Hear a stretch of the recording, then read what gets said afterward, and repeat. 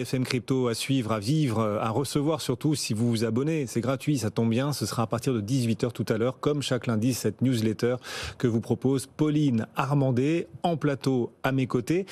Passionnante newsletter et en plus vous nous proposez, Pauline, une interview exclusive du ministre de l'économie et des finances Bruno Le Maire. C'est la première fois qu'il s'exprime longuement sur l'écosystème crypto, première fois depuis des années. Oui, tout à fait.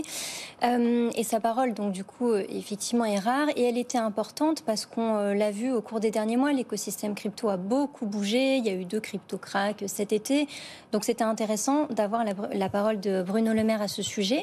Il y a un long temps dans l'interview où il explique comment, en fait, la France a joué un rôle moteur dans les projets de réglementation des crypto-monnaies, le projet de règlement qu'on appelle MiCA, et il explique en quoi il souhaite que la France devienne un hub européen pour les crypto-monnaies. Et en fait, pour y arriver, Bruno Le Maire précise qu'il faut notamment éviter 2 tentations. Il y a une tentation qui est celle de la peur de l'innovation qui pourrait étouffer l'écosystème crypto, et l'autre tentation, celle en fait de l'idolâtrie d'un monde qui est sans État, sans banque centrale.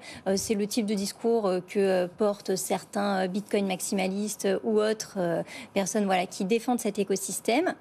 Et Bruno Le Maire explique que notamment l'idée que la France puisse devenir un hub européen des crypto-monnaies, ça passera aussi par l'arrivée d'acteurs étrangers en France. On a vu Binance en France, Crypto.com plus récemment, a aussi obtenu un PSAN auprès de l'AMF.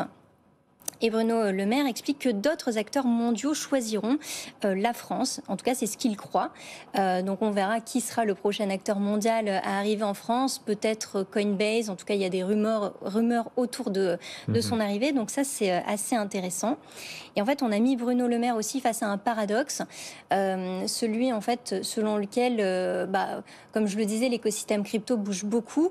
Et le projet de réglementation de MiCA est attendu pour 2024. Donc c'est dans longtemps et on se demande en fait comment ce projet pourra vraiment coller à la réalité d'ici là. Et c'est là qu'il explique qu'en fait, il y a toujours un temps de retard de la réglementation sur l'innovation. Le tout en fait, explique Bruno Le Maire, c'est d'en avoir conscience pour que la réglementation ne cherche pas à étouffer l'innovation. On s'y attendait moins, mais Bruno Le Maire entend aussi positionner la France, et ce qu'il vous explique dans cette interview exclusive pour vous, Pauline, pour BFM Crypto. Il entend donc positionner la France comme leader dans 2 autres domaines, les NFT et la finance décentralisée. Oui, les NFT, peut-être que vous voudrez revenir sur ce sujet. John Plassard en parlera dans un instant. Ouais. Et en fait, c'est vrai que c'est assez paradoxal parce que la réglementation actuelle MiCA n'a pas voulu encadrer en fait ces 2 secteurs qui sont considérés visiblement comme trop jeunes.